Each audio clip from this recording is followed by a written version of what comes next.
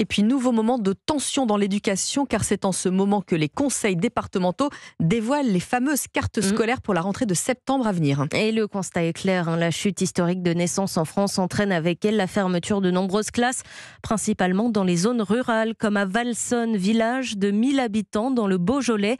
Le reportage du correspondant d'Europe 1, Jean-Luc Boujon. À la rentrée prochaine, l'école de Valsonne n'aura plus que 5 classes au lieu de 6, 2 maternelles et 3 classes élémentaires. Ainsi en a décidé l'inspection d'académie qui a constaté que le nombre d'élèves serait en légère baisse ici l'an prochain.